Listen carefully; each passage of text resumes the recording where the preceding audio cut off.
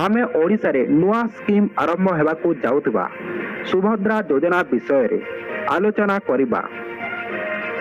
एही सुभद्रा योजना रे केते टंका मिलिबो, केउ माने पाइबे, केउ सबु डॉक्यूमेंट दरकार, केबे ठारू आवेदन आरंभ हेबो, केते दिन आवेदन चलिबो, बयस सीमा केते हेले आवेदन करि पारिबे, एही योजना पाए केउ माने योग्य, पान कार्ड कौन निहाती आवश्यक। तेबे चलंतु सांग माने एही सबु प्रसंग विषय रे गोटी गोटी करी आलोचना करिबा। प्रथमे जानिबा सुभद्रा योजना रे केते टंका मिलिबो एवं केमिति मिलिबो। एही योजना केवल ओडिशा रे कार्यकारी हेबो। एही योजना रे ओडिशार महिला माननको 50,000 टंकार भाउचर प्रदान करा जिवो।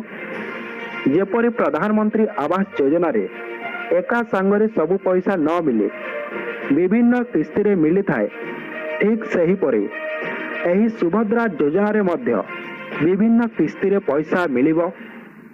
मिलिथिबा तथ्य अनुसार वर्ष को 25,000 टंका लेखाए 2 वर्ष मिलिबो। तापरे जानिबा केउ माने पाइबे। साधारणतः एही योजनाटी सरकार गरीब और मध्यवित्त श्रेणीर महिला मानक पाए आरंभ करने जाउछि।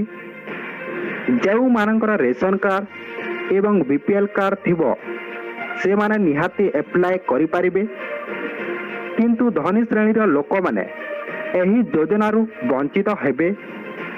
तापरे जानिबा कौन सबु डॉक्यूमेंट आवश्यक। सही डॉक्यूमेंट गुड़िक हैला passport size photo, Aadhaar card, voter card, ration card, BPL card, PAN card, income certificate एवं बैंक पासबुक। तापरे जानिबा केबे ठारू आवेदन आरंभ हेबो। सूचना मुताबक जून 12 तारिख रे ओडिशार मुख्यमंत्री शपथ पाठ कार्यक्रम रही। शपथ पाठर एक सप्ताह परे बा मध्यरे 19 तारिख मध्यरे ऑफिशियल वेबसाइट रे आवेदनर नोटिस आसी जाइथिबो। तापरे जानिबा महिला मानकर बयस सीमा केते हेबा दरकार। प्रथमतः एही योजना रे विवाहिता महिला उपयुक्त, अविवाहिता महिला एही योजनार कौनसी लाभ उठाई पारिबे नाही। जेउ महिला मानकर बयस 21 किंबा ता ठारू बेसी होइतिबो सही महिला माने ही योग्य होई पारिबे। तेणु सही महिला माने एप्लाई डेट आसीबा पूर्वरो सबु डॉक्यूमेंट रेडी रखिथिबा आवश्यक। तापरे जानिबा केउ माने आवेदन करि पारिबे नाही। देखिबाकू गले 21 वर्ष होई नथिबा विवाहिता महिला माने आवेदन करि पारिबे नाही। अविवाहिता महिला माने मध्य आवेदन करि पारिबे नाही। धनी श्रेणीर महिला माने मध्य आवेदन करि पारिबे नाही।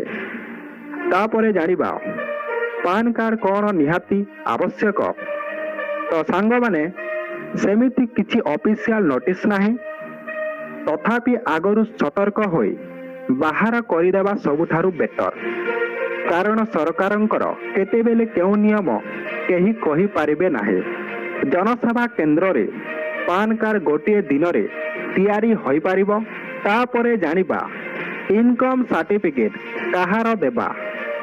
जेहेतु विवाहिता महिला माने एप्लाई करूछंती, तेणु निज स्वामींकर इनकम सर्टिफिकेट निहाती दरकार। यदि जनसेवा केंद्र रे एप्लाई करिबे ताहेले 7 दिन मध्यरे पलाई आसीबो। तो सांग माने एहीपरि सरकारी योजना विषय रे इनफॉरमेशन पाइबाकू चाहुचंते ताहेले आम चैनल को सब्सक्राइब करी रखंतु। जहा फल रे एमिति नुआ नुआ योजना विषय रे इनफॉरमेशन पाई पारिबे।